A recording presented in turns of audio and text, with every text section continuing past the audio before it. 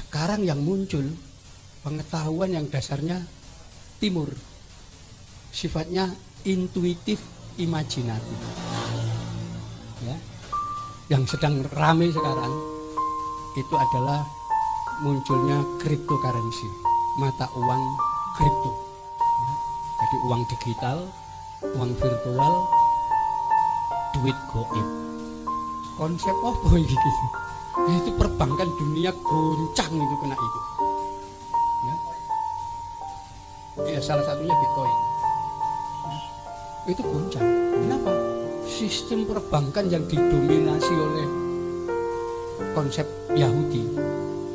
Oh ya kena ini. Ya. Gimana? Ya. Disitulah dengan kekuatan-kekuatannya Amerika menekan negara-negara yang di bawah pengaruh mereka untuk melarang perkembangan cryptocurrency. Ya. Turki, Mesir sudah melarang perdagangan Bitcoin. Termasuk Bank Indonesia ikut melarang perdagangan Bitcoin. Tapi ya nggak bisa, bagaimana caranya? Oh ini duit goib kok nggak ada barangnya. Ya, hanya konsep. Ya, person-person yang terlibat di situ juga nggak diketahui. Kalau bank masih bisa dideteksi dari PPATK, ini nggak bisa. Jalan sendiri. Itulah sekarang lagi konflik. Ya.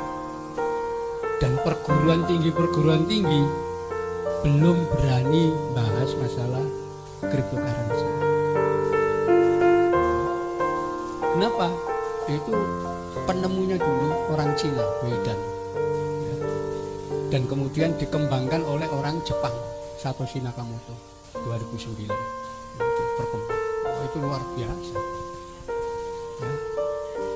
Saya tahu dari anak saya dulu. Jadi anak saya itu pernah minta uang ke saya, kasih uang 100.000, itu bulan Desember 2016. Dia trading beli Bitcoin. Ya.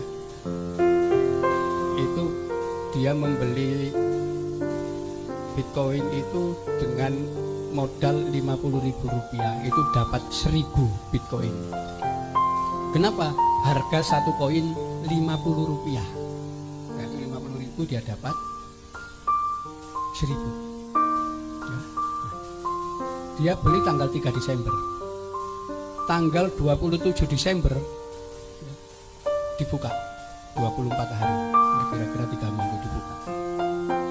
Ternyata apa? Koin yang harganya Rp50 itu jadi 13.000. Jadi uang 50.000 jadi 13 juta dalam tempo 24 hari. Ada anak di Jakarta itu dalam tempo 2 hari dia sudah mengantongi uang 1,8 miliar. Bank mana bisa begitu? Orang-orang dari pengambil uangnya invest ke Bitcoin. Yahudi mumet itu. Ya. Jadi di situ ini lagi terjadi, ya, termasuk nanti blockchain, ya, itu administrasi yang juga sifatnya digital virtual. Ya, jadi ini berkembang terus. Ya. Bahkan kalau kita ikuti, ini anak-anak muda semua, anak usia 22 tahun ke bawah, itu pelaku Bitcoin yang sukses. Orang tua-tua biasanya apa?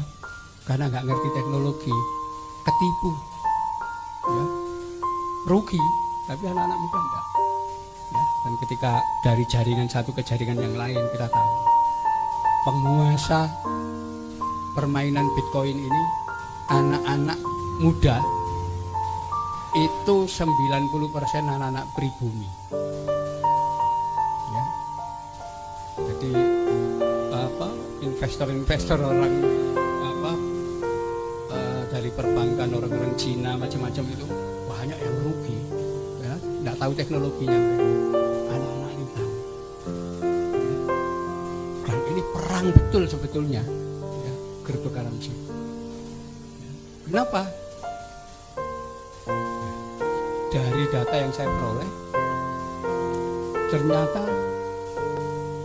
cryptocurrency ini di backup oleh Cina, di backup Rusia, kemudian Iran, Korea Utara, Thailand, melawan sistem perbankan. Jadi ini perang dingin kedua ini. Ini yang sedang terjadi di Indonesia. Dan anak-anak kecil usia 22 tahun ke bawah ini, itu yang sebetulnya kita prihatinkan. Anak-anak ini pinter, tapi tidak terbina dalam akhlaknya, moralitas, karakternya. Jadi mereka nggak punya aturan, sakarepe dhewe. Ini anak-anak ini, dia bisa mampu menembus jaringan apapun, mereka bisa.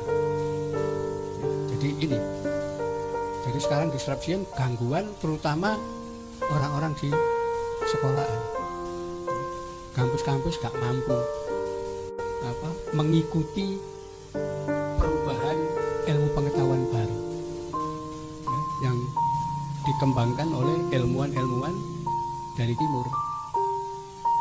Jadi goib itu apa? Sekolah gak kenal itu goib itu, kata-kata hanya pesantren itu yang kenal. Jadi ini pengetahuan ini sekarang yang lagi benturan besar-besaran itu di situ. Karena ke depan nanti kita bisa memprediksi anak-anak lulusan sekolah ini kolab semua nanti, gak bakal mampu mengikuti perkembangan ilmu pengetahuan dan teknologi. Habis mereka. Ya, kenapa? Sudah paradigmanya sudah beda, dogma dan doktrinnya beda. Otomatis asumsinya beda, pengetahuannya beda. Ya. Jadi anak-anak kecil-kecil itu dia percaya terhadap yang gaib, percaya, tapi gak ada bimbingan, akhirnya semau-maunya. Ya. Tapi mau tidak mau ya mereka nanti yang akan menguasai negara ini. Kenapa? Yang tua-tua sudah mati. Ya. Mereka kita nggak ngerti prosesnya gimana mereka nanti. Tapi anak-anak ini punya kecenderungan